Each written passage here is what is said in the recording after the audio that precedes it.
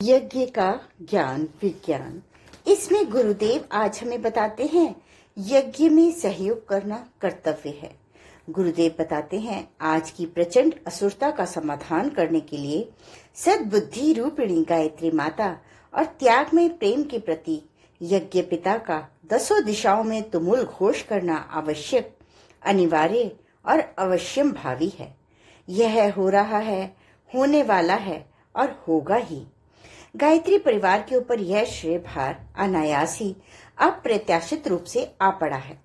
जो महाकाल प्रेरणा दे उसे रोका भी कैसे जाए, रुके भी कैसे। हम लोग यह सब कर रहे हैं, करेंगे और करना पड़ेगा। जब यह सब होना ही है तो इसकी गतिविधि को जन्म ही लेना चाहिए।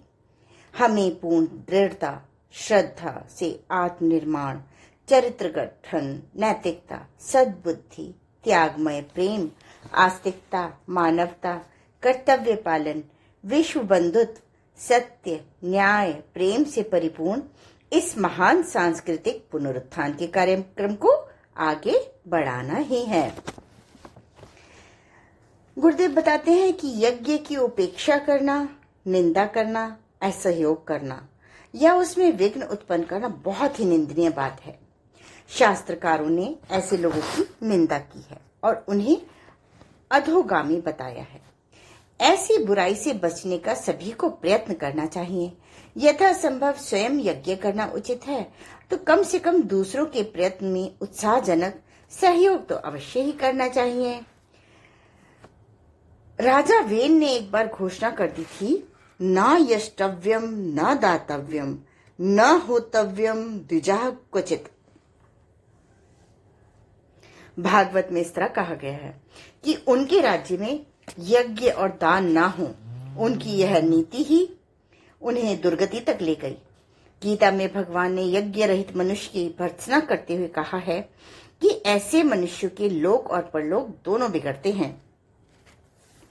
नायम लोकोस्तस्य यज्ञस्य कुतोन्यः कुरु सत्तम। गीता में भी कहा गया है, हे अर्जुन, यज्ञ न करने वाले को इस लोक का भी सुख नहीं मिलता तो फिर परलोक के सुख की तो बात ही क्या है। आगे कहा गया है, नास्तस्य यज्ञस्य लोको वै ना यज्ञो विन्दते शुभम अयज्ञो न च पूतात्मा नश्यति छिन्न पर्णवत। भावार्थ, यज्ञ न करने वाला मनुष्य लौकिक और पारलौकिक सुखों से वंचित हो जाता है। यज्ञ न करने वाले की आत्मा पवित्र नहीं होती और वह पेड़ से टूटे पत्ते की तरह नष्ट हो जाता है।